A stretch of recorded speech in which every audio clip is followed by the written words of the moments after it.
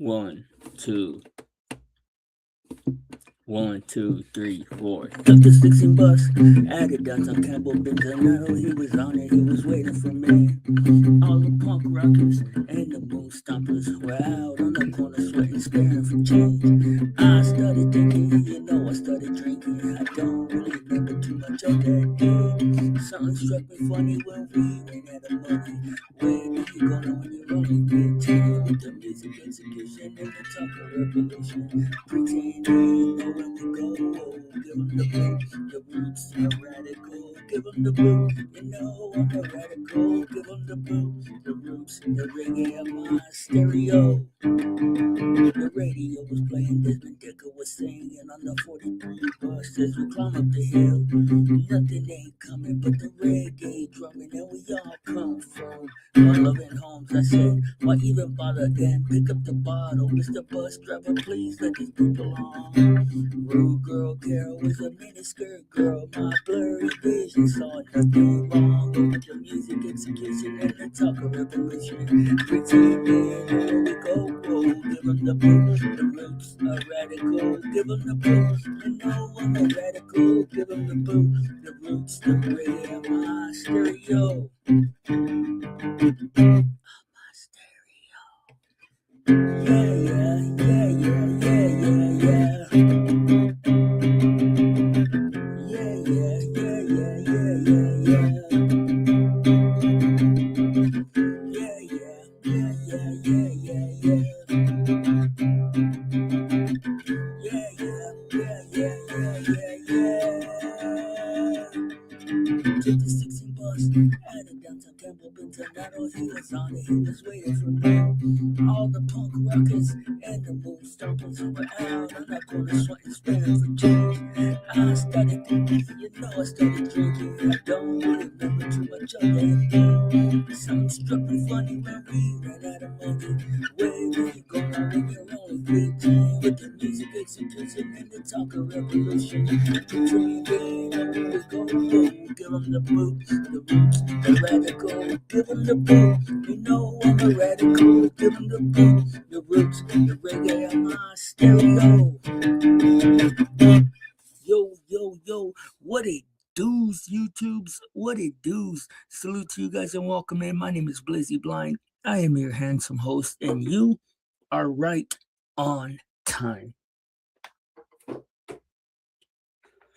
Right on time for what, Blizzy? We will see for what. Now, honestly, I'm not sure. I'm not sure how this is all going to unfold, but I got a ton of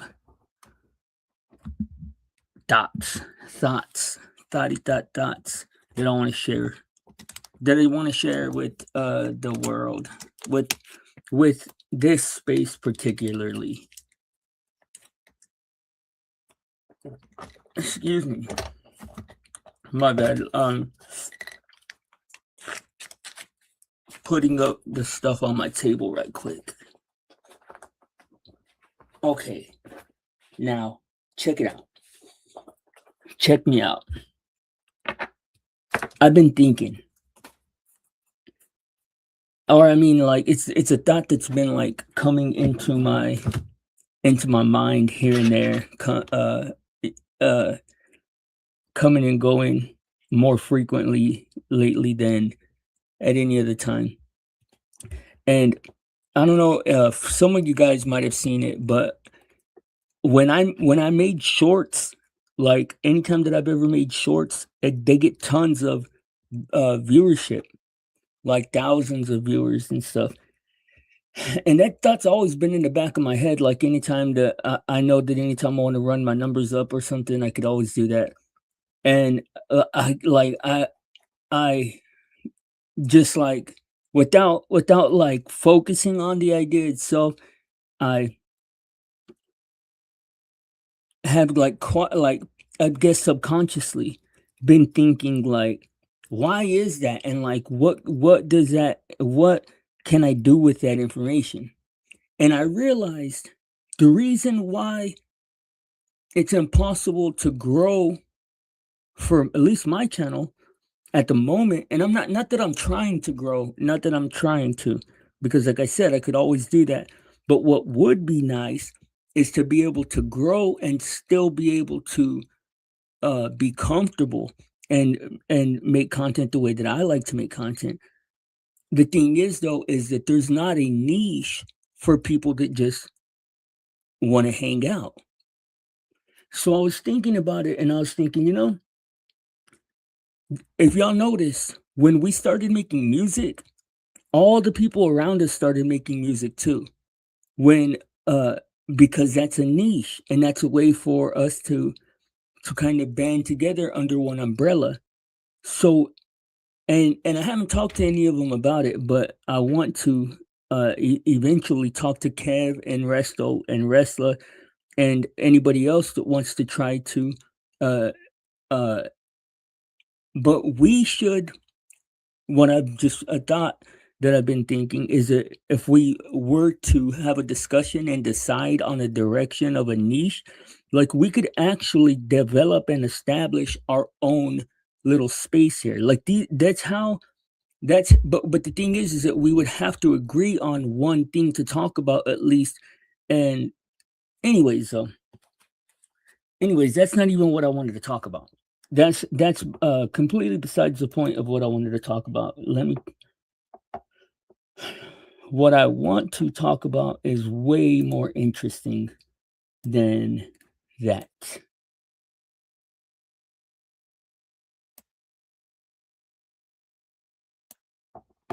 Okay, just give me 1 second to get it all brought up.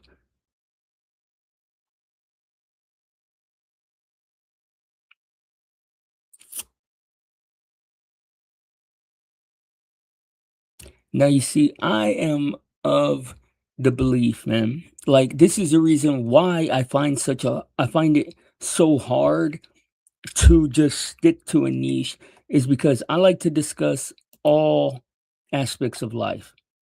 The good, the bad, the hard, the easy, the rewarding, the not so rewarding, all of the aspects of life that all of us go through. I like to discuss all of it. And I don't think that there has ever been I mean, other than God, if God is out there and in charge and stuff, like, I don't think that there is a higher or lower form of consciousness in a human existence at any other point. Like, we've always just been where, like, human beings, in my opinion. Uh, and that's the reason why I think that history is so untrue, to be real. And that, let me just, y'all ain't gonna understand what I'm talking about until I just get to the content.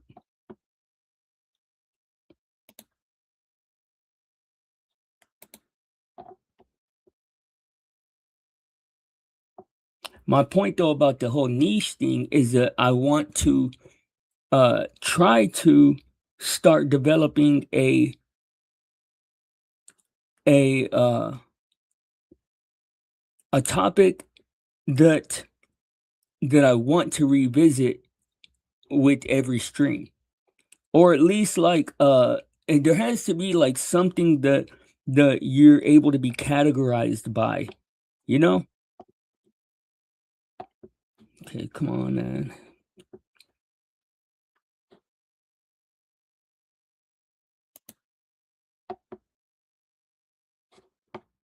Okay. Do do do do do. Boop a doop boop.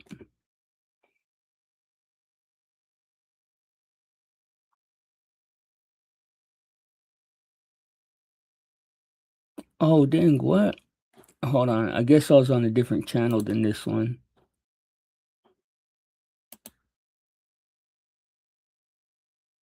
This is honestly what I'm about to show y'all is honestly, I think it's the single most interesting thing that I've ever seen on YouTube.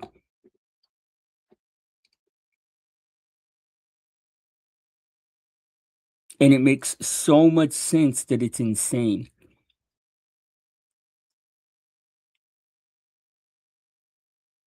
What? What the hell? Hold on. I gotta find where it was.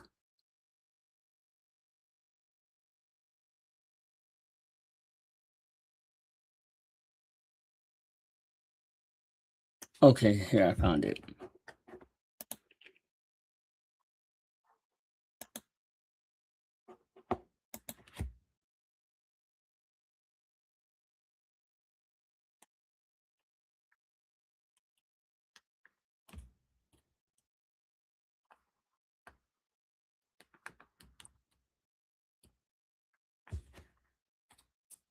Now, if y'all guys have ever noticed,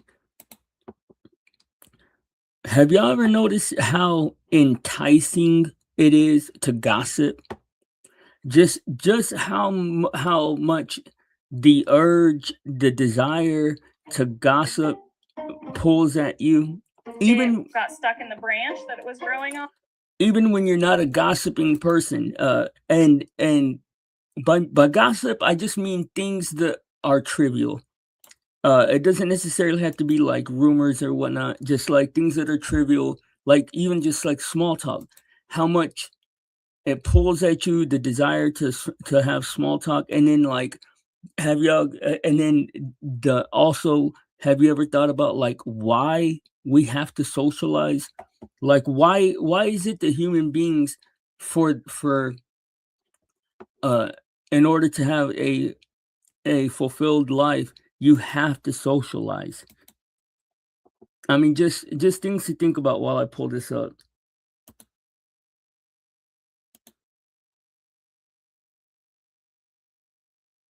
Shit. Hang on.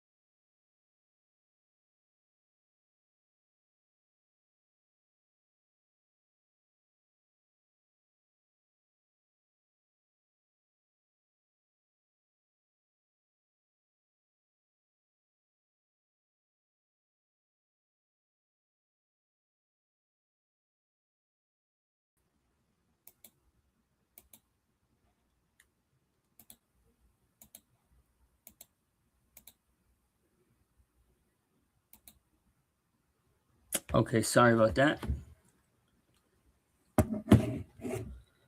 Now,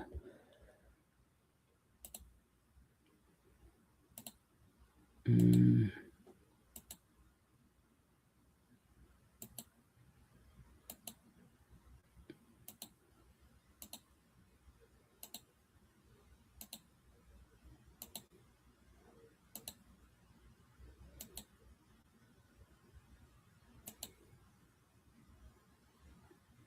how can I do this?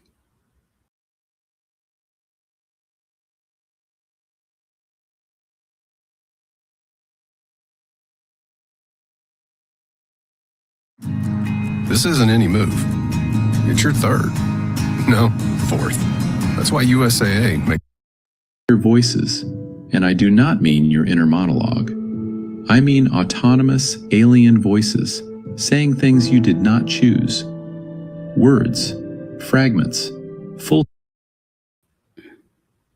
Hold on, my bad, guys. I'm trying to.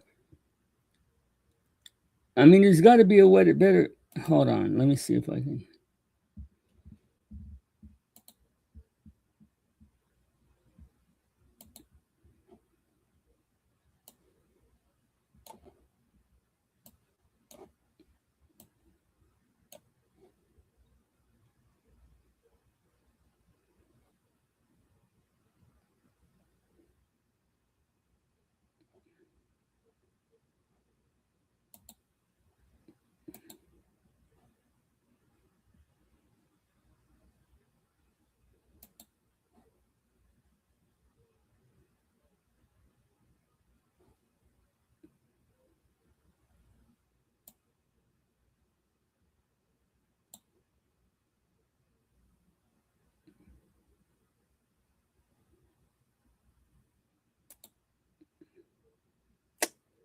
What the hell, man?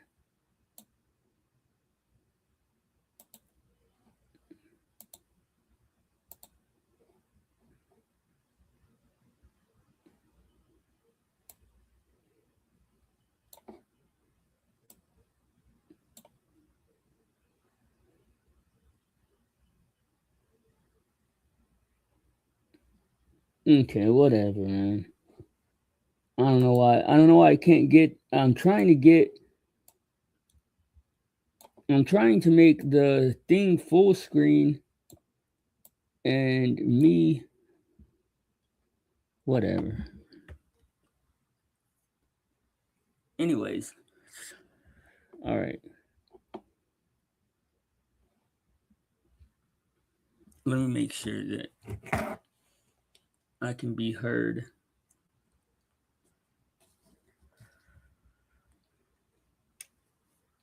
This is so interesting to me, man. Honestly, like I said, I think this is the most interesting. I honestly do think this is probably the most interesting thing I've ever seen on YouTube.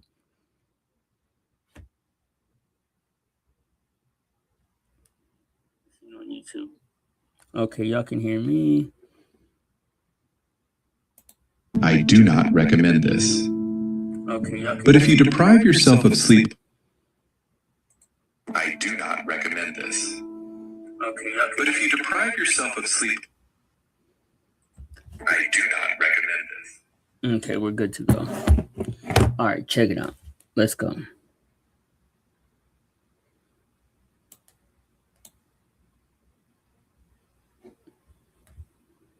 I do not recommend this. But if you deprive yourself of sleep long enough, truly long enough, say 72 hours or more, at some point, you will start sensing a presence. Not a metaphorical presence, not a feeling, a presence. You will hear voices, and I do not mean your inner monologue. I mean autonomous, alien voices, saying things you did not choose. Words, fragments, full sentences, sometimes commands, sometimes not, sometimes disturbingly coherent observations about your surroundings. This is a well-documented phenomenon called hypnagogic hallucination. It mimics the symptoms of schizophrenia, but it occurs in perfectly healthy people teetering on the edge between sleep and waking. No, I don't know if you guys have ever experienced that, but I have, and it's crazy. Statistically, most people have experienced at least a mild version of this at some point in their lives. And this phenomenon, not aliens, not angels, not demons, is responsible for thousands of reported abduction contacts. But here is what is interesting. Humanity gazes at the cosmos with this childlike, almost desperate wonder, hoping to catch Hold on, what did he say? even a whisper. Contacts, not demons, is responsible for thousands, not aliens, not angels, not demons, is responsible for thousands of reported abduction contacts. But here is what is interesting. For thousands of reported abduction contacts. What does that mean? That it's responsible for thousands of hidden abduction contacts? Is responsible for thousands of reported abduction contacts. Reported abduction? The people who have reported being abducted are actually going through a form of hypnagogic hallucinations, I think. But here is what is interesting. Humanity gazes at the cosmos with this childlike, almost desperate wonder, hoping to catch even a whisper of alien life. Scientists and science fiction writers have spent decades imagining how exotic, how bizarre. Now, if I don't know this material at all. Like, so I'm just engaging with this and I'm learning. So anything that this guy says we're learning at the same time. So don't take anything that I say for 100% fact. But they started off by saying that if you deprive yourself of at least, and I don't recommend this, just like dude said, I don't recommend this. This is not something that you should do. But if you ever have, um, I've had to do it for work, and I've done it just because I was doing something that I was super interested in, also. But if you've ever had to go 72 hours without sleep, they said that you will hear voices, that you will hear people talking to you, and stuff like that, which is very interesting. Uh, he's basically talking about psychosis. How unrecognizably strange such life might be. And what if I told you that right now, in this very moment, you are witnessing a form of life so exotic that you are not even ready to hear about it? Not merely not ready, so not ready that I have already directly mentioned it, and you were simply incapable of noticing. I just created a $47 Oh my God. Hold on, man. I got to switch browsers real quick. Give me a second. I'm sorry, guys. Sorry. Give me a second. I got used to the Comet browser, and I'm on. I have a yearly subscription to Comet, so I shouldn't be running out of tokens. But somehow now that I can use the assistant, I ran out of tokens already for the month. So that's bullcrap.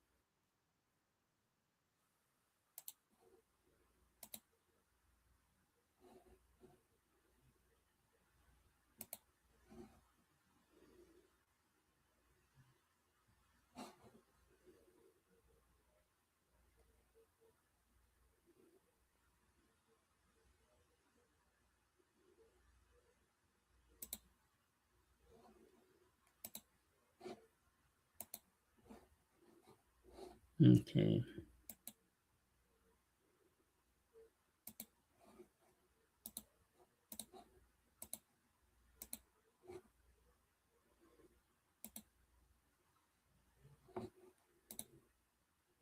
There we go. That's better.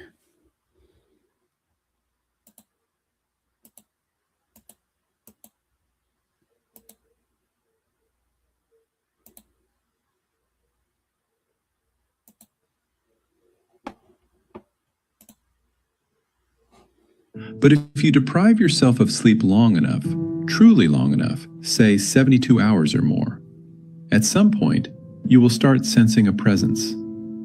Not a metaphorical presence, not a feeling, a presence. You will hear voices, and I do not mean your inner monologue. I mean autonomous, alien voices, saying things you did not choose. Words, fragments, full sentences, sometimes commands, sometimes nonsense, sometimes disturbingly coherent observations about your surroundings. This is a well-documented phenomenon called hypnagogic hallucination.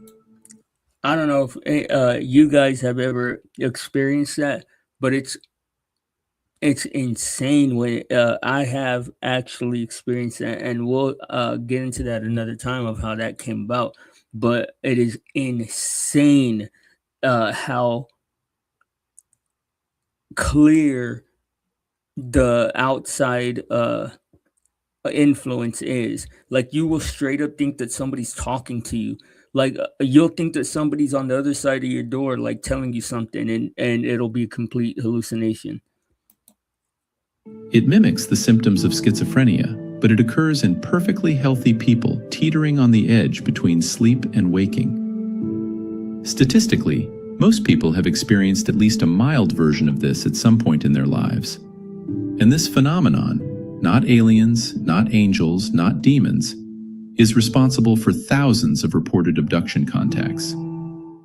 But here is what is interesting. Humanity gazes at the cosmos with this childlike, almost desperate wonder, hoping to catch even a whisper of alien life.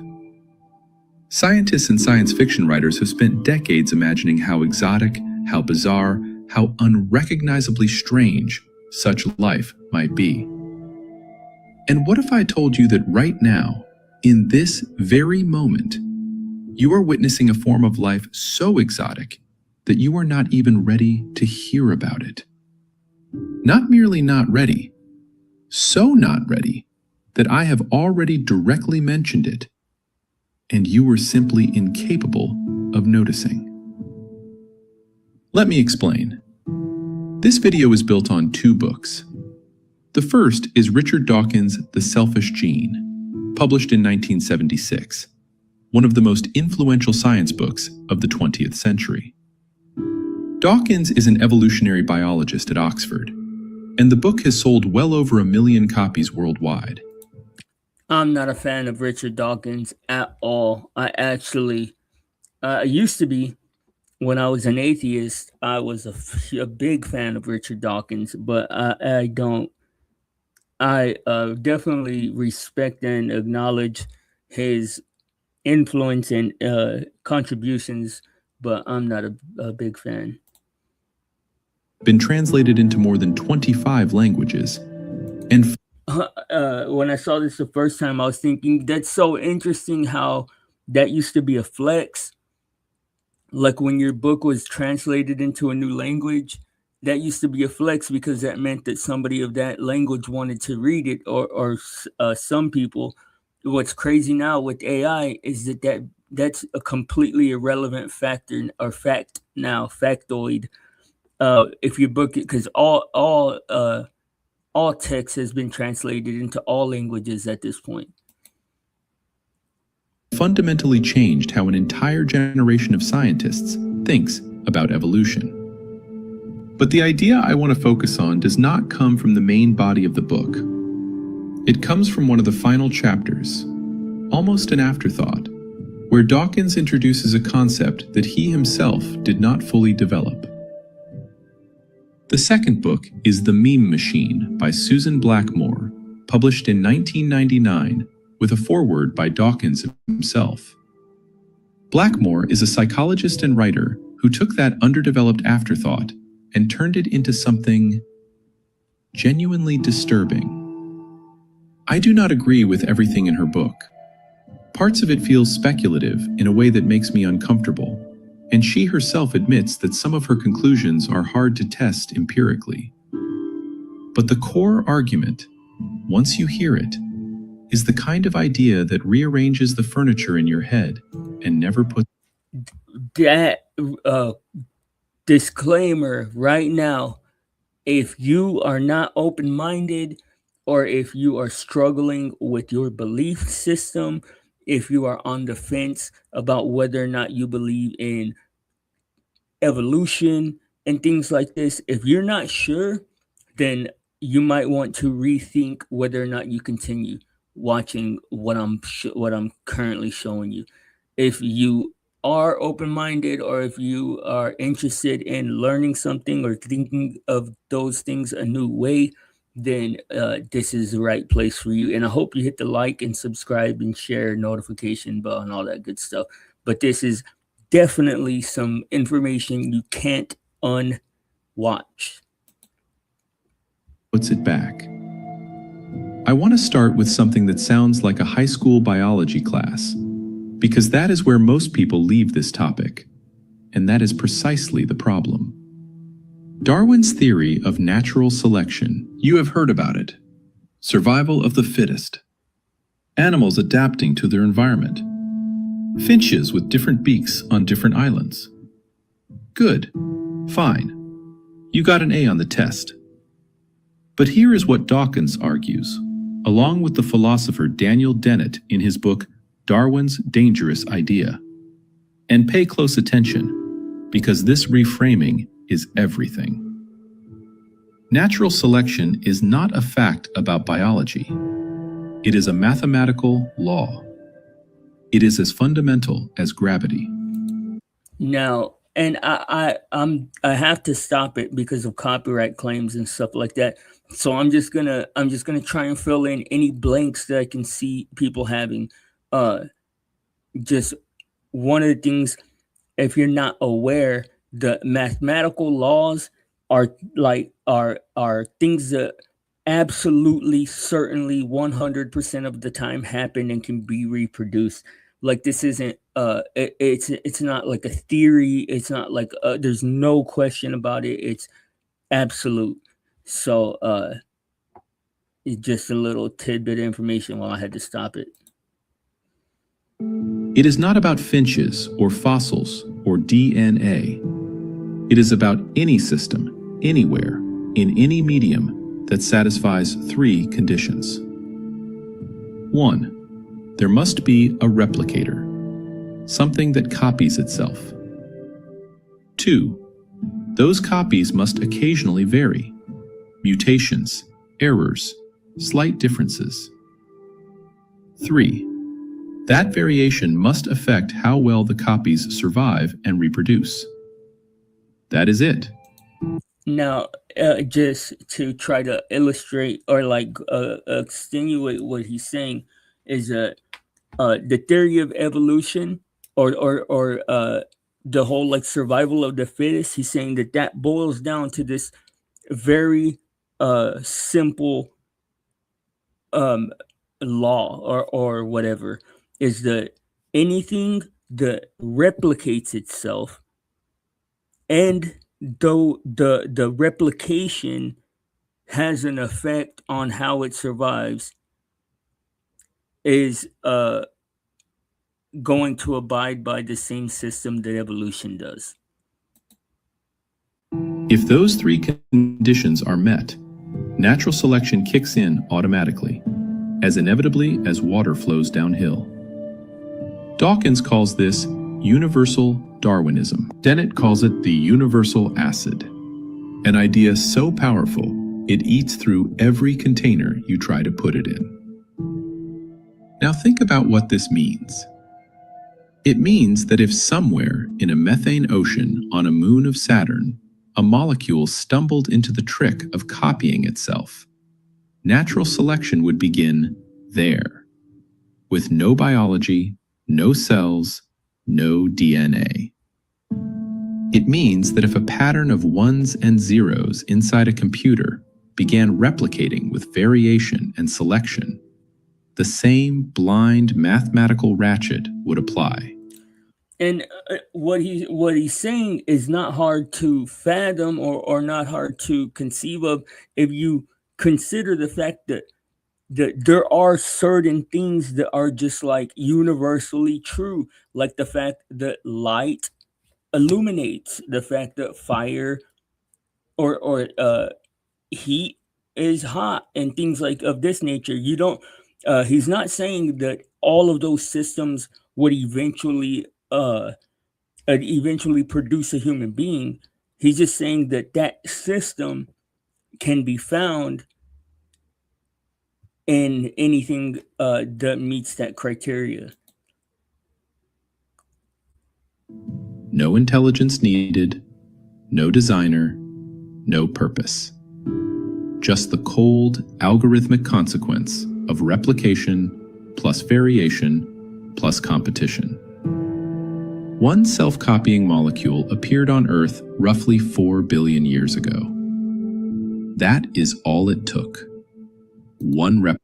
Now, this is where we're going to start talking about, like I said, man, if you are not sure about how you feel or what you think, this could be a very illuminating video, but it could also make you doubt everything that you want to believe as it pertains to theological concepts and stuff. but I have never been a believer in evolution ever, because there has never been a actual common sense explanation to my uh satisfaction. This changes that completely. Replicator. And from that single event, one molecule copying itself in warm water, came the entire green surface of this planet visible from space. Every tree, every insect, every whale, every bacterium inside your gut right now. All of it traces back to one moment when a molecule copied itself, and the copy was slightly different from the original. Replicators, once they appear, cling to existence with fatal tenacity. Remember that phrase. It will be important later. Now, let us talk about you. Specifically, let us talk about your brain. Because something about the human brain does not make evolutionary sense, and it has been bothering biologists for decades. Your brain is roughly 6 times larger than it should be for a mammal of your body size. 600% over budget. And this is not some benign excess. This organ is catastrophically expensive to run. At rest, your brain consumes about 20% of your total energy. In children, that number is closer to 60%. Think about that. A 5-year-old sitting perfectly still, doing nothing, is burning more than half of their calories just keeping their brain running. Evolution is ruthless about waste. It cut your tail because the marginal energy cost was not worth it. Tail, gone. Too expensive. Meanwhile, it hypertrophied the most energy-hungry organ in the animal kingdom by a factor of 6. This is like a company that fires the janitor to save money and then hires 600 new executives. It does not add up. Unless those executives are doing something spectacularly valuable. And here is where it gets strange.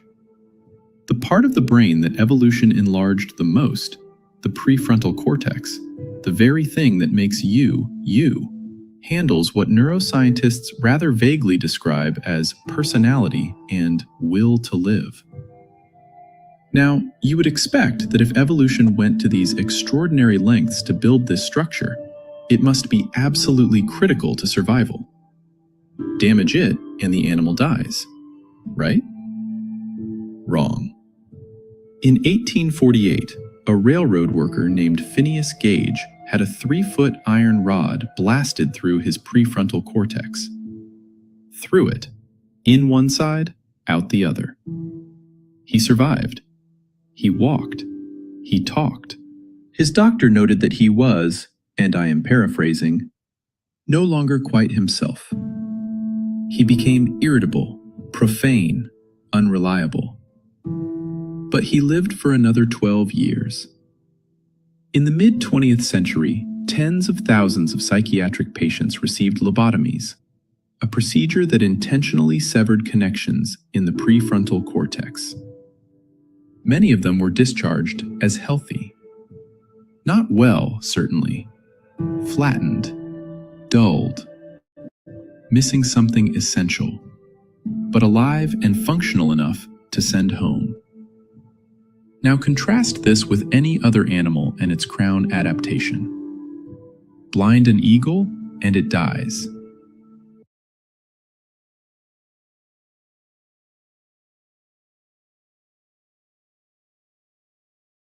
Know if they still do lobotomies, but isn't that interesting? He said that a child's body uses 60% of its energy to develop the brain or to use the brain. And so that makes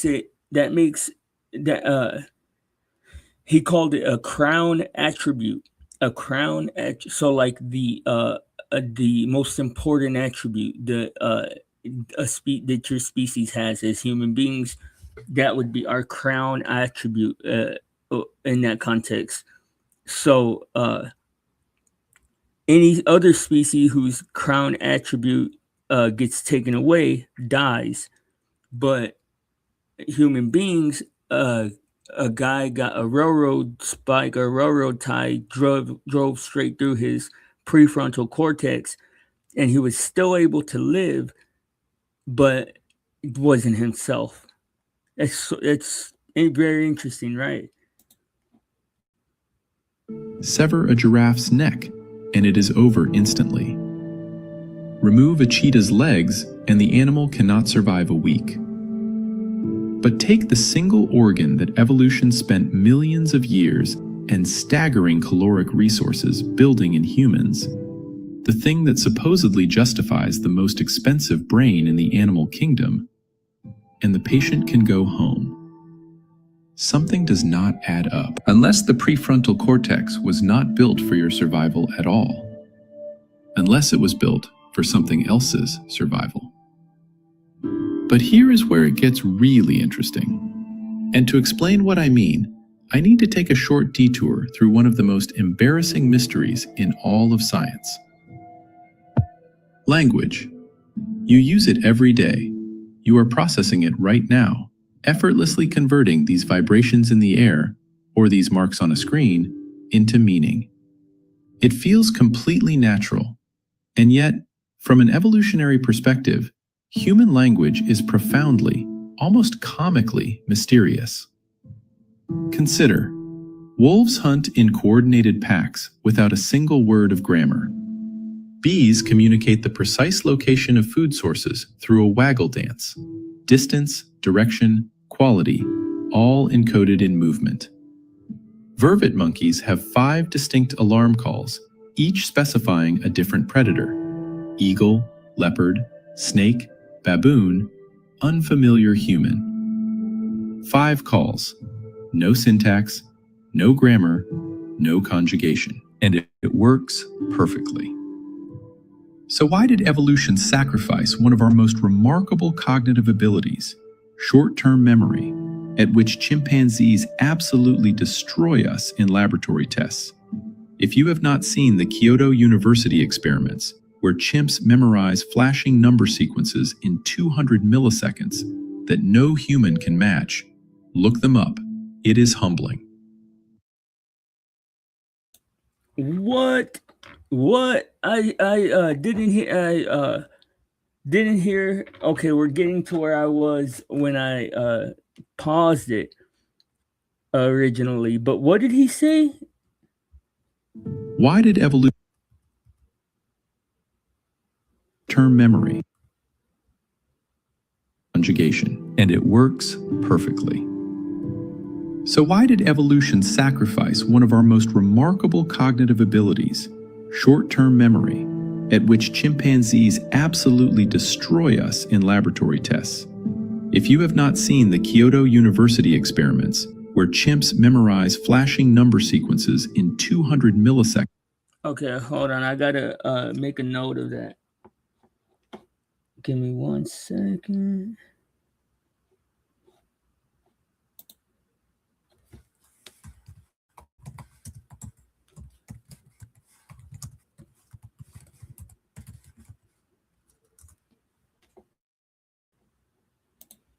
The Kyoto University experiments. That's interesting. Seconds that no human can match. Look them up. It is humbling. Why did evolution trade that away to build a fantastically expensive neural architecture for chatting? Think about the hardware involved. Human speech uses over 100 muscles coordinated in real time. The neural wiring required is so complex and so fragile that a stroke affecting a tiny region can eliminate speech entirely while leaving everything else intact. Evolution invested an enormous amount in this system. And for what? Most human speech, if you honestly analyze it, is gossip, small talk, repetition, and social noise.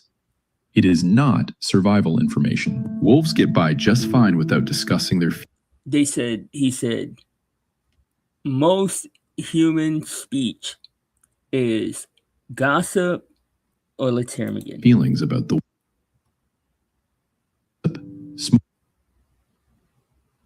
most human speech, if you honestly analyze it, is gossip, small talk, repetition, and social noise.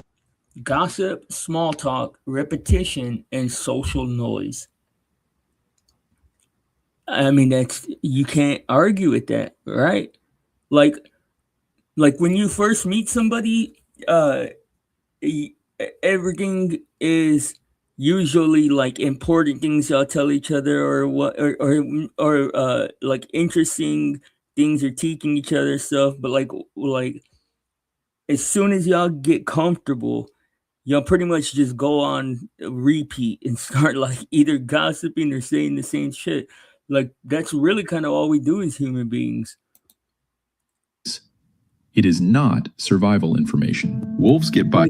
Especially whenever you compare it to survival information, like, because you can debate on whether or not it's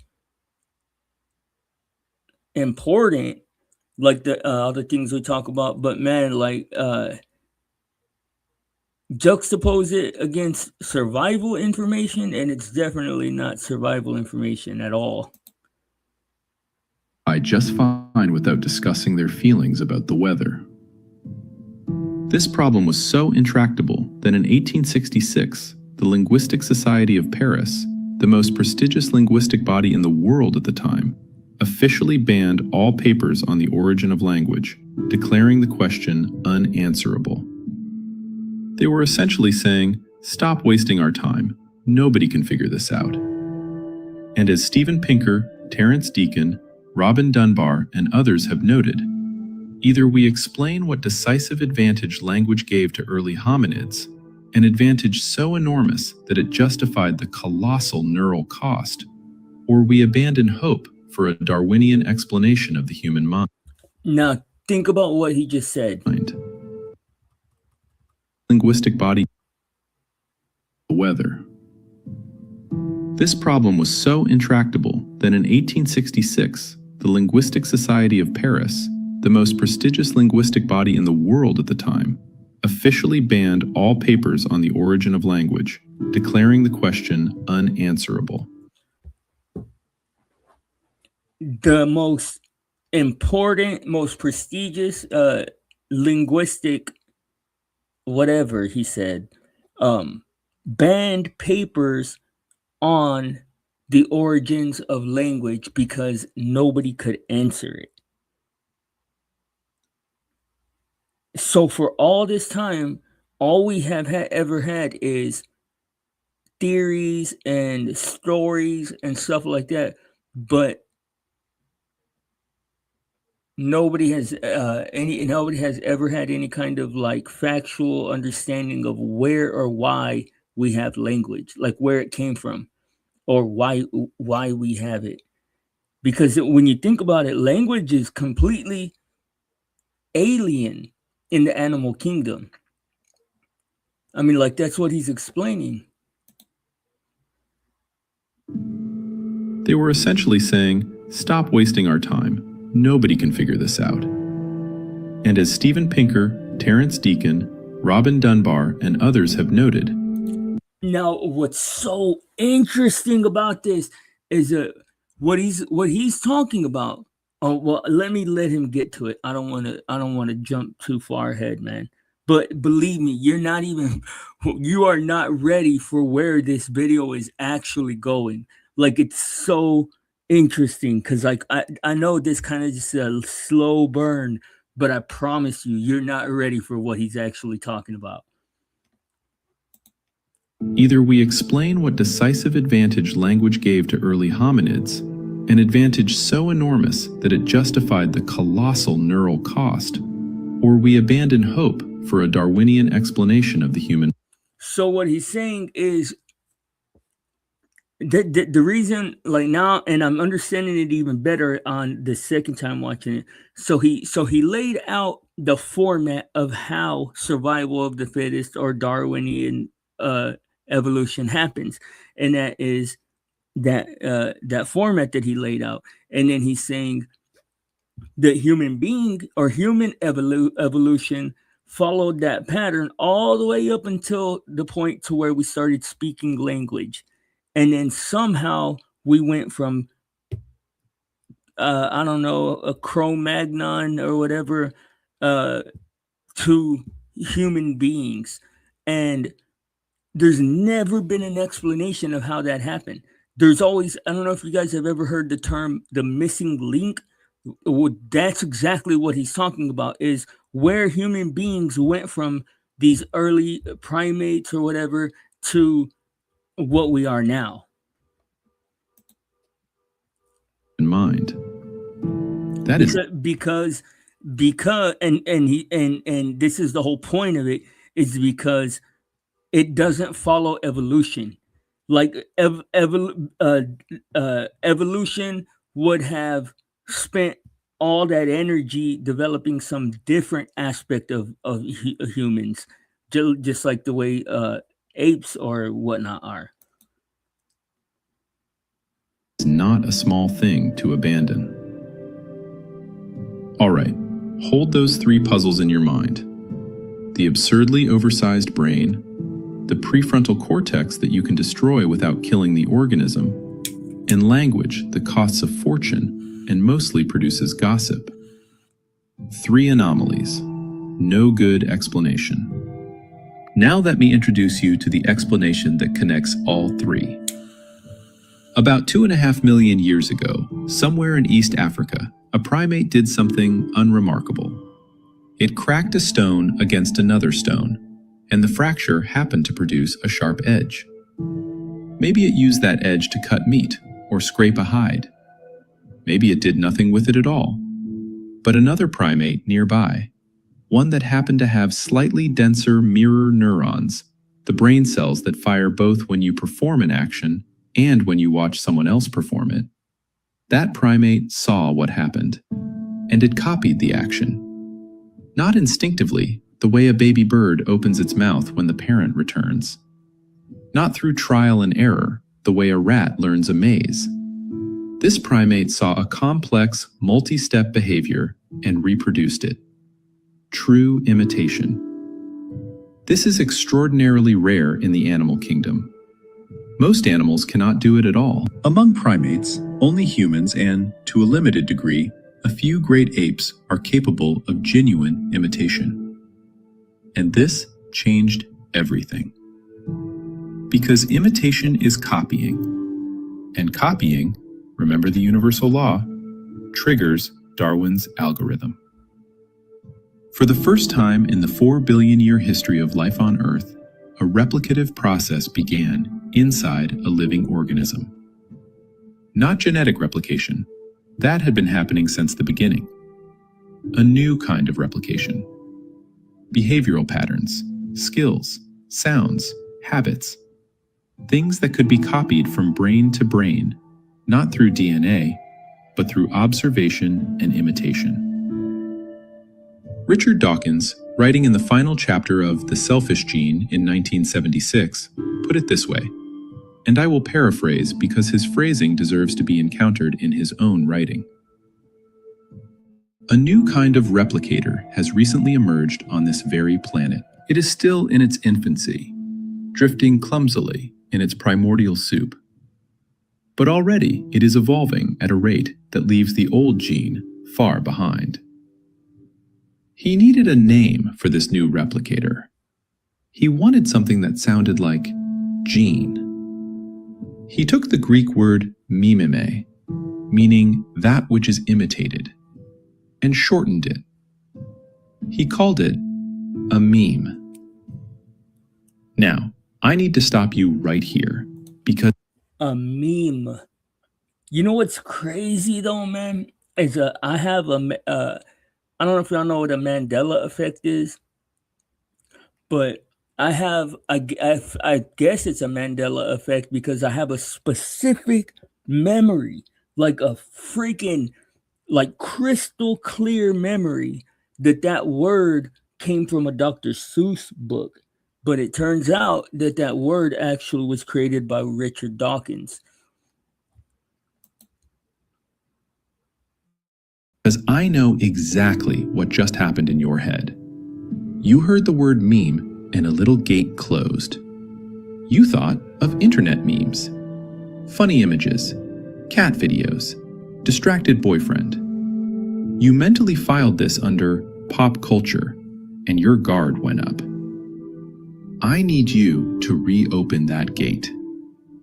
Because what Dawkins described, and what Blackmore later expanded into something genuinely frightening, has almost nothing to do with internet memes. Or rather, internet memes are one tiny, trivial example of a phenomenon so vast that it may be responsible for everything that makes you human. A meme, in the original sense, is any unit of information that can be copied from one brain to another through imitation. A tune, a technique, a belief, a word, a recipe, a ritual, a fashion, a way of building a fire, a melody you cannot get out of your head, an argument structure, a religious practice.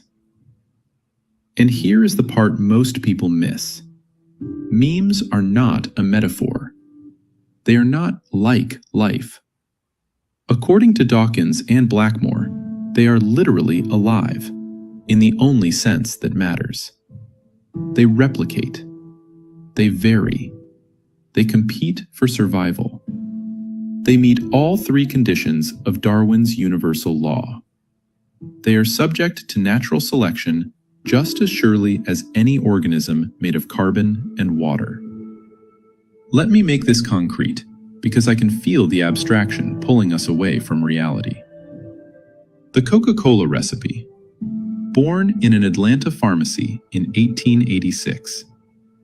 A specific pattern of information, ingredients, proportions, branding, taste associations, that copied itself from brain to brain. It mutated along the way. New campaigns, new slogans, slight reformulations. It competed with other beverage memes. And it won. Spectacularly. In under a century, this replicator spread its copies across billions of human brains worldwide. And here is the part that should stop you cold. In 1985, the Coca-Cola Company did something perfectly rational. They ran massive blind taste tests, hundreds of thousands of participants, and confirmed that a new formula tasted better. Objectively, measurably better. So they changed the recipe. New Coke. The response was unlike anything a beverage company had ever seen. People protested in the streets. They hoarded the old formula. They wrote letters, not complaint letters, anguished letters. The company received death threats. It's crazy, right? How if I remember correctly, I believe I was a little kid when that happened. They came out with New Coke, but it's crazy how society will have a complete uprising over Coke, but not over all these other crazy things that happen. A company psychologist who studied the response said that people talked about the change, and I am paraphrasing here, as if they were discussing the death of a family member. Think about what happened. A meme, a pattern of information living in billions of brains, was threatened with extinction. And it fought back. Not through its own agency. It has none. It fought back through its hosts, exactly like the rabies virus, which alters the brain of its host to prevent the host from drinking water, because the virus lives in saliva, and water would wash it away. The meme for original Coca. Oh, dang, I never knew that. I guess that's why rabies, animals or people, or guess, or whatever is infected with rabies is all foaming at the mouth. I never knew that. Coca-Cola literally prevented people from consuming a product that tasted better, because consuming the new product would have meant the death of the old replicator. If you find that unsettling, and this channel exists because enough curious people find things like this as unsettling as I do, so if this is your kind of rabbit hole, subscribing is probably a good move, because we're about to go considerably deeper. As you see, the name of the channel is Blue Pill Signal, and go and give it a like if you find this interesting. If you find that unsettling, you are not wrong to, because the Coca-Cola example is trivial. A soft drink. Let me show you what happens when you apply this same lens to things that actually matter. Memes created selection pressure on genes. This is not speculation. It is the central thesis of an entire field called gene culture coevolution, developed rigorously by Peter Richardson and Robert Boyd in their book, Not by Genes Alone.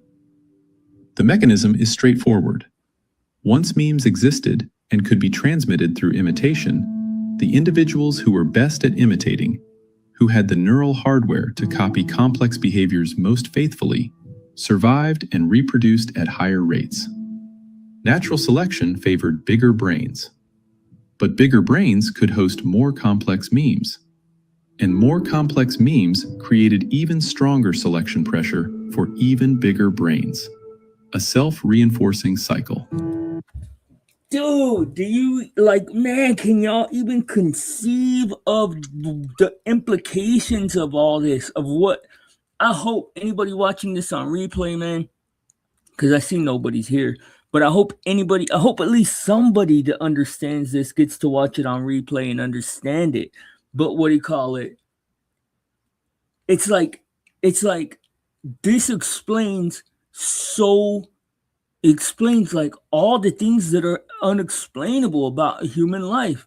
Like traditionally, it explains why we have to socialize, why we do socialize, why people lie, because they're elaborate, like they're more elaborate or more like it's why storytelling just popped up out of nowhere. Because like if you go back and you look at like Mesopotamia historically, like there was some shift that happened because we were able, like or we'll get to that, what do you call it? But the most interesting thing of all to me is how this explains why analogical thinking and pattern recognition is so important.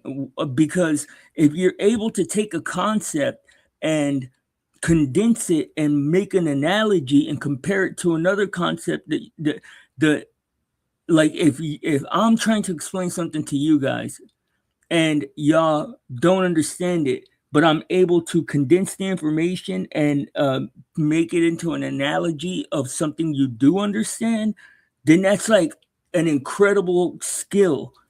It's honestly, I feel like that's one of the hardest skills that there is, or at least most important. A feedback loop between two replicators, each driving the other toward greater complexity at an accelerating rate. And suddenly, three mysteries dissolve at once. The absurdly oversized human brain, it was not enlarged for our benefit. It was enlarged because a second replicator was building itself a better habitat. The way a beaver builds a dam, not for the river's benefit, but for the beavers. Our skulls are the dam. Memes are the beaver. Language? Not a tool that humans invented for survival, a system that memes evolved to improve their own transmission. Think about that for a moment. We did not develop language so we could communicate better. Language developed us, reshaped our brains, reorganized our neural architecture, so that memes could copy themselves more accurately and at greater speed. The gossip, the small talk, the endless, compulsive, seemingly pointless chatter, that is not a bug. That is the replicator replicating. And the Exactly. Like this, if this is true and accurate, it changes every single aspect of life. It changes what our purpose is. It changes the reason why we're here, where we are. It changes everything about life. The prefrontal cortex, the part that houses your personality, your sense of self, your will to live, but that you can destroy without killing the organism? We will come back to that, because the implication there is the darkest one of all. But first, let me give you a few more examples, because I want you to feel how far this reaches. Have you ever had an earworm? A song stuck in your head for hours, maybe days, that you cannot dislodge no matter how hard you try? Of course you have. Everyone has. And notice how strange this is from a biological perspective. Your brain, the most complex object in the known universe, the product of billions of years of ruthless optimization, is being hijacked by a 3-note melody from a commercial you heard in a gas station. You did not choose to install this melody. You cannot choose to remove it. It replicates in your neural tissue against your explicit will. That is a meme in its purest form. A self-replicating pattern of information that uses your brain as its environment and your attention as its food supply. Now scale up. Why are sinners more romantically desirable than billionaires? This is an actual finding. Across cultures, musicians enjoy disproportionate sexual access compared to what their material resources would predict. From a genetic perspective, this makes no sense. A billionaire can provide vastly more resources for offspring. I'm pretty sure he meant to say singers. Why do singers get more play than billionaires? But from a mimetic perspective, it makes perfect sense. A musician is a high-fidelity meme transmitter. A brain that is attracted to musicians is a brain that will be exposed to and will copy and transmit more memes. The memes that promote attraction to musicians spread faster. Why do billions of primates spend hours every day absorbing repetitive sound patterns, music, that have absolutely nothing to do with food, shelter, play, or mating? No other animal does this. Whales sing, yes, but whale songs serve specific communicative functions. Humans listen to music while driving, while cooking, while exercising, while doing literally anything. We pump sound patterns into our ears for no survival reason whatsoever, unless the sound patterns are the point. Unless you are not listening to music for your benefit. Unless music is listening to you for its benefit, using your auditory system as a replication highway. Why do humans over-imitate?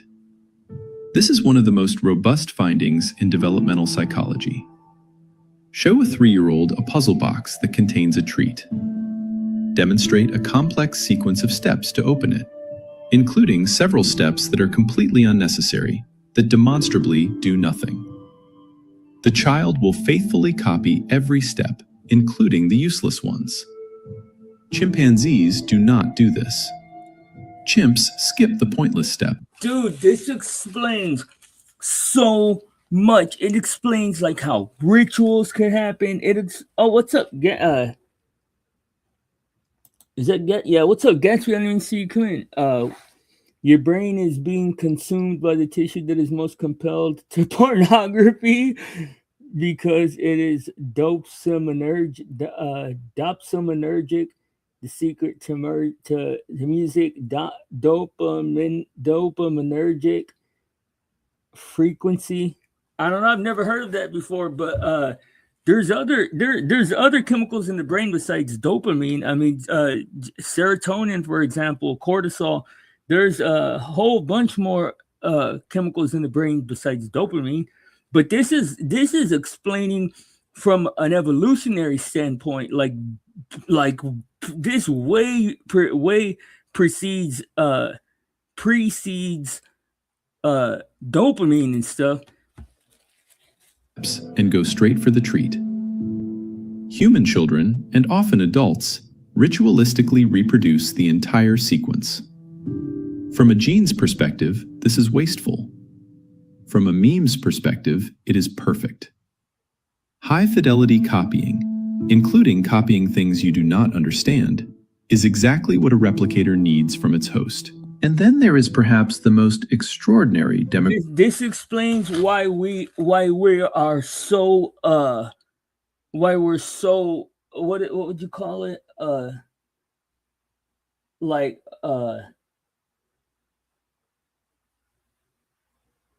bad. Hold on, I'm scratching my back. Why we're like driven towards storytelling and movies and stuff like that. Music is less about immersion and more about dopaminergic sustainability. The dopaminergic frequency will fire music. I don't know, bro. After this video, if you want to come up and explain to us about dopaminergic energy, I've never actually. I mean, context clues tell me like what you mean by that, but I've never actually heard of that before. A graphic mystery of the past decade. Genetic analysis has revealed that roughly 7,000 years ago, 95% of male genetic lineages disappeared. 95%. The effective breeding ratio crashed to 1 reproductively successful male for every 17 females. Damn! Female genetic diversity was unaffected. Something happened. Not a plague, not a natural disaster, because those would have affected both sexes equally, that caused the vast majority of men to fail to reproduce, while women continued reproducing normally. The leading hypothesis? Cultural selection. Oh, the rise shit. of patrilineal clans. Damn, you imagine dang, that means that there was an actual point in time where one dude had 17 chicks and 16 dudes had no chick, like just mathematically. Imagine being that dude. Well, I already am kind of, but y'all imagine? Shit. Groups organized around shared cultural identity, shared beliefs, shared mimetic structures, created a system where clan warfare eliminated competing male lineages wholesale. Not gene against gene, meme against meme, using male bodies as weapons. This is where I started to feel genuinely uneasy reading Blackmore, because the examples stop being academic and start being personal. Let me show you religion through this lens, and I want to be careful here. I am not making a theological argument for or against any faith.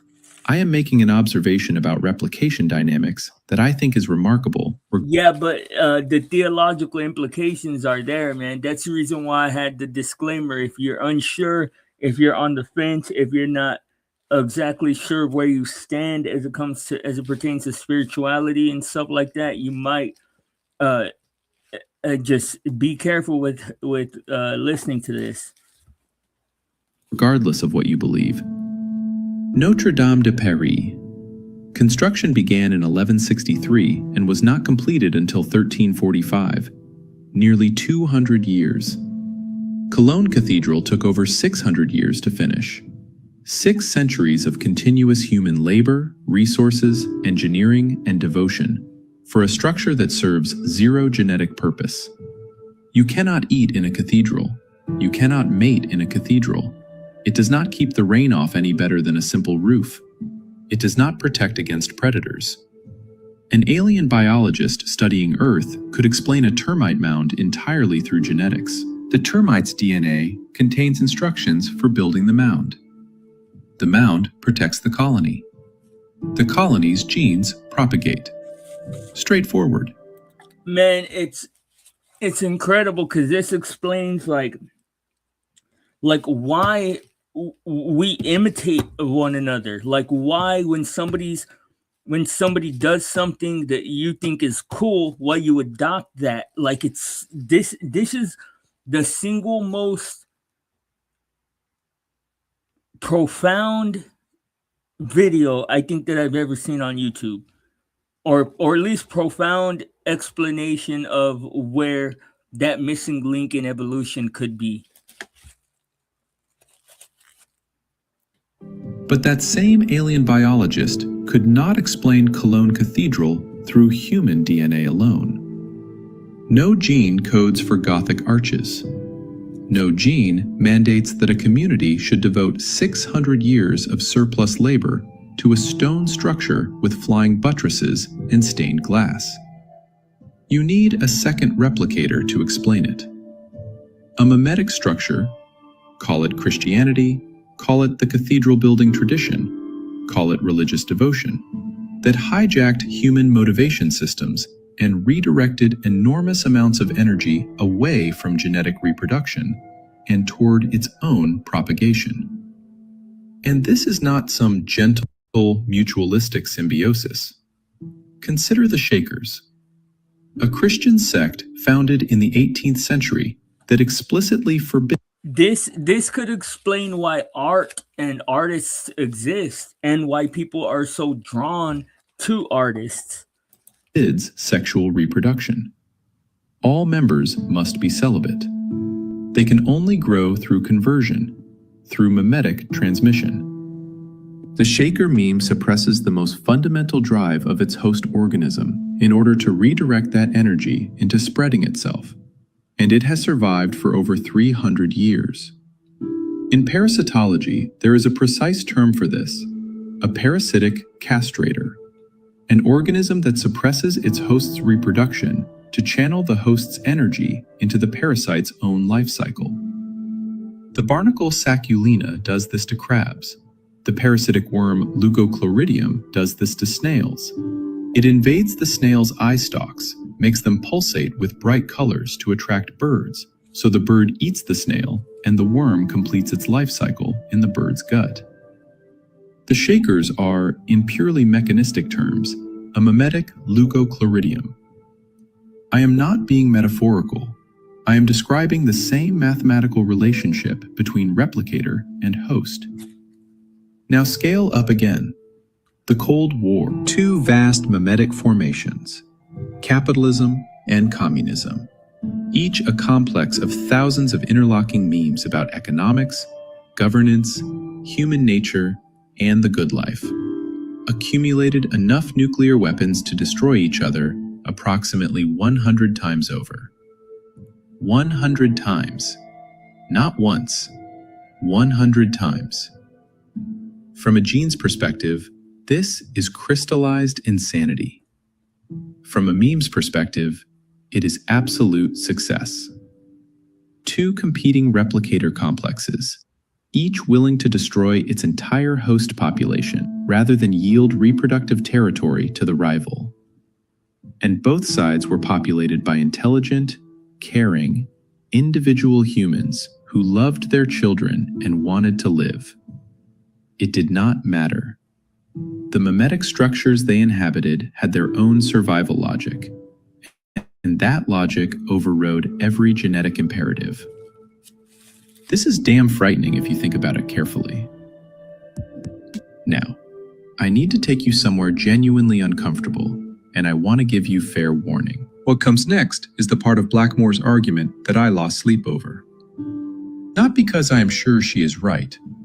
I am genuinely not sure. But because even the possibility rearranges something fundamental about how you think about yourself. Here is a thought experiment. Imagine raising a tiger cub in complete isolation. No other tigers, no jungle, no prey. Just a sterile room, food delivered through a slot. What do you get? You get a tiger. A perfectly functional, fully instinctual tiger. It will hunt if given the chance. It will know how to stalk, pounce, kill. Its behavior is written in its DNA, and isolation changes nothing essential about what it is. Now imagine raising a human infant the same way. Complete isolation from birth. No language, no other humans, no culture of any kind. What do you get? Not a human. Not in any sense that you or I would recognize. You get a biological organism that walks on all fours, does not speak, cannot reason abstractly. I've been wondering about this my entire life. No cap. I swear to God, I have always wondered what that would look like. And shows no evidence of self-awareness. This is not hypothetical. There are documented cases. Dina Sanichar, discovered in 1867 in India, had been raised by wolves. He walked on all fours. He communicated in growls. He preferred raw meat. After years in human care, he learned to dress himself and not much else. He never spoke a word. There are other cases. Kamala and Amala, Jeannie Wiley, Oksana Malaya. The pattern is consistent and devastating. Human children deprived of culture during critical developmental windows do not become wild humans. They become something else entirely. Something that lacks the very qualities we consider most essentially human. Language, abstract thought, personality, a sense of self. And here is the question that Susan Blackmore asks. The question that keeps her and Daniel Dennett up at night. If you strip away the memes, who is left? Think about this carefully. What is your personality? It is your characteristic patterns of thought, behavior, and emotional reaction. Where did those patterns come from? Some from genes, yes, but the overwhelming majority, your values, your sense of humor, your political beliefs, your aesthetic preferences, your notion of who you are and what your life means, came from outside you. From culture, from other brains, from memes.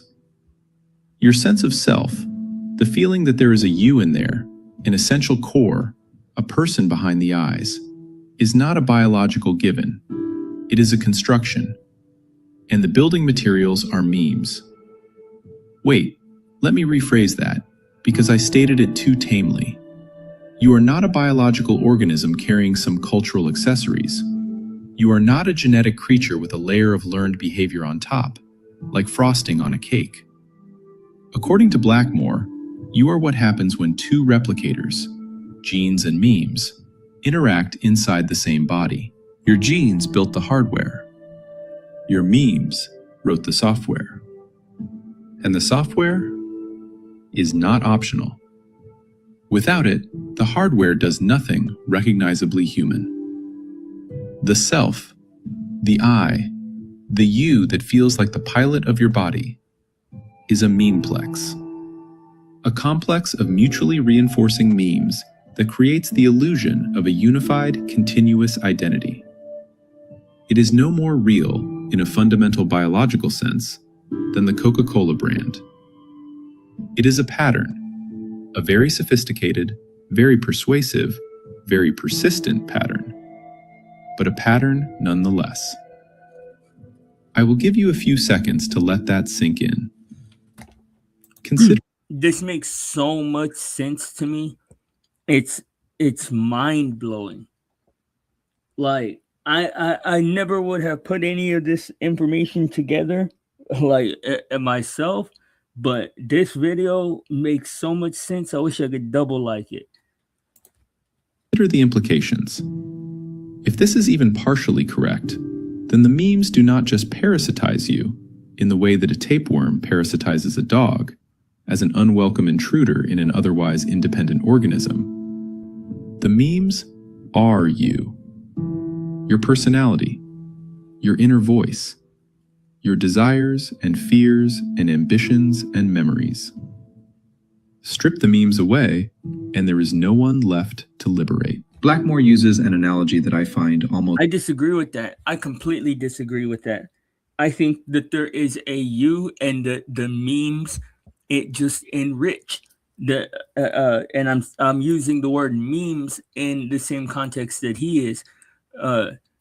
I think that it just enriches, and I think that that's why art creation is important, because there is no other you.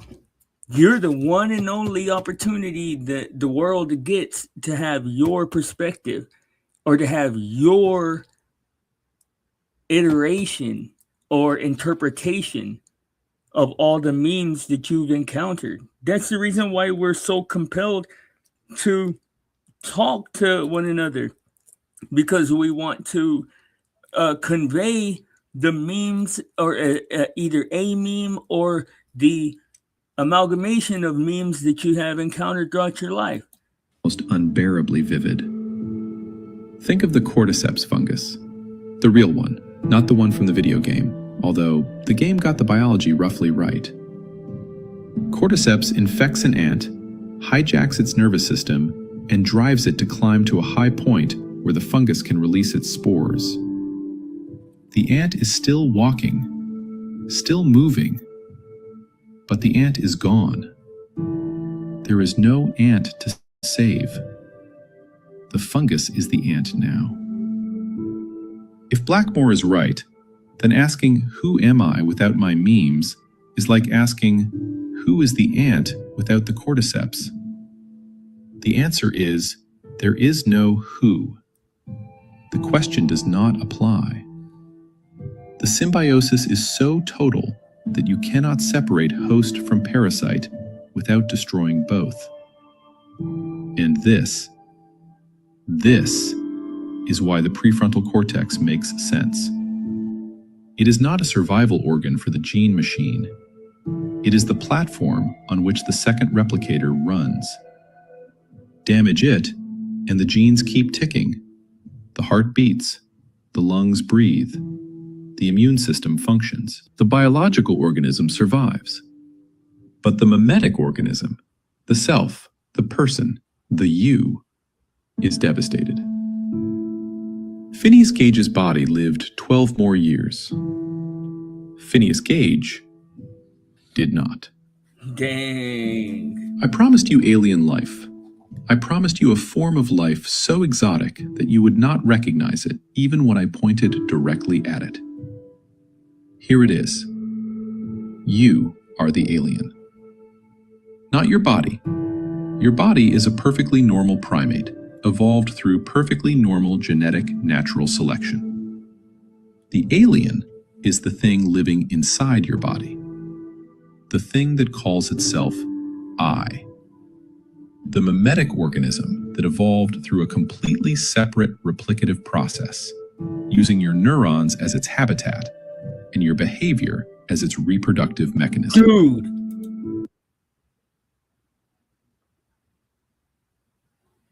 Never mind. I'm not even going to say what I'm thinking. I'll leave that for a whole nother video. You are the only creature on this planet that was born from the symbiosis of two replicators. Every other organism, every bacterium, every tree, every whale, every ant is a product of one replicator, DNA.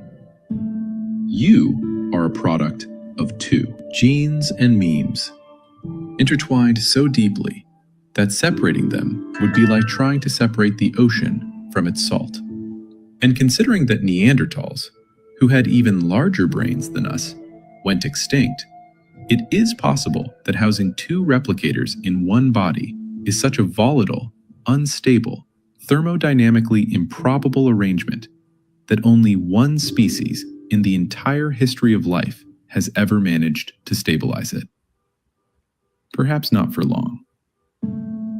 I want to end with something that has been circling in my mind since I finished Blackmore's book, and I cannot quite shake it. After we die, two things remain in the world: our genes and our means. As gene machines, we are forgotten with startling speed. Your genetic contribution halves with every generation. Half to your children, a quarter to your grandchildren, an eighth to your great-grandchildren. Within 3 or 4 generations, your specific DNA is diluted to statistical noise. Queen Elizabeth II was a direct, documented descendant of William the Conqueror, who lived nearly 1,000 years ago. And yet, geneticists have noted, she may not have shared a single one of his genes. A millennium of descent, and the genetic thread may have dissolved entirely. But then there is Jesus of Nazareth. He left no children. His genes exist in nobody alive. His genetic legacy is exactly 0. His memes are installed in the brains of roughly 2.5 billion people. The entire Western world counts its years from his birth. Wars have been fought. Empires have risen and fallen. Continents have been colonized. Calendars have been restructured. Moral systems have been built and dismantled. All in service of a memeplex that originated in one brain in one small corner of the Middle East 2,000 years ago. From a gene's perspective, Jesus was an evolutionary failure. From a meme's perspective, he may be the most successful replicator in human history. So tonight, or tomorrow morning, whenever you next find yourself in that quiet moment before sleep or just after waking, when the noise of the day falls away and you can hear your own thoughts, pay attention. Watch them arrive.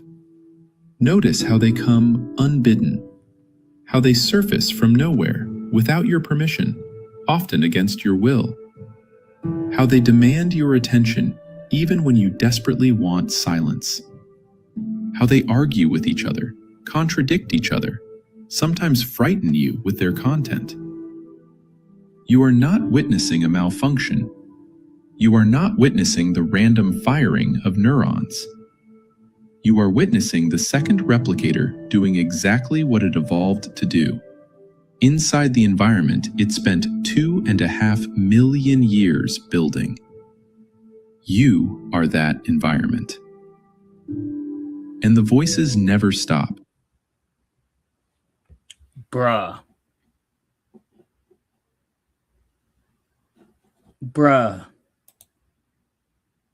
Like I said when we started, and I stand by it. I stand by it. That was the single most interesting video that I think I've ever seen on YouTube, or most just best, flat out, man. What do you call it? Super, super, super good video. And oh shit. And something that I'm not used to, the video actually stayed good all the way to the end. I'm used to videos losing their substance, man. But there you go. That's why I named the stream A Brand New Thought, because I'm introducing the idea that your memes might just be a little bit more important than you ever realized. It just might be a little more important than you ever realized. What up, Gatsby? Let me drop the link so you can come up and explain to us what you're talking about if you want.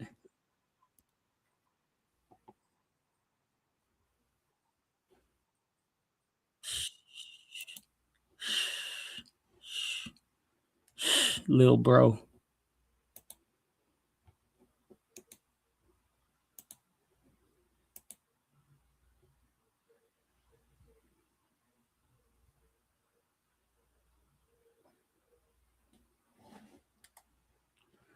Man, I hope you watched all of that video, bro.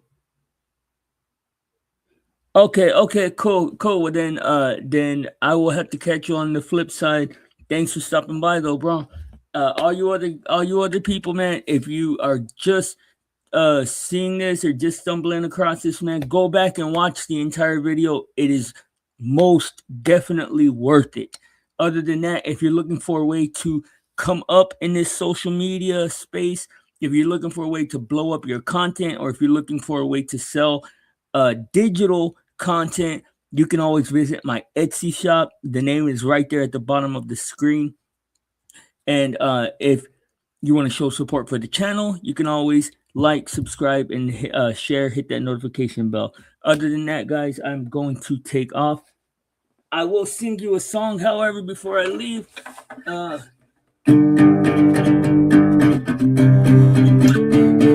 Sick boy with his faded blue jeans. Sick boy like his leather jacket seems. Sick boy, I was in trouble with the law, don't you know? Oh, sick boy carries a switchblade knife. Sick boy likes to get into fights. Sick boy, he'll go drinking with the boys all night long. Oh, sick boy. Na na na na na, sick boy. Oh, sick boy. Na na na na na, sick boy. Oh, sick boy. Combs his hair up just right. Sick boy. Rides a big motorbike. Sick boy. He's always in trouble with the law, don't you know? Oh, sick boy, got a girl that needs his arm. Sick boy, with his street light charm. Sick boy, he'll make love to her all night, don't you know? Oh, sick boy, na na na na, sick boy. Oh, sick boy. Na na na na, sick boy. Oh,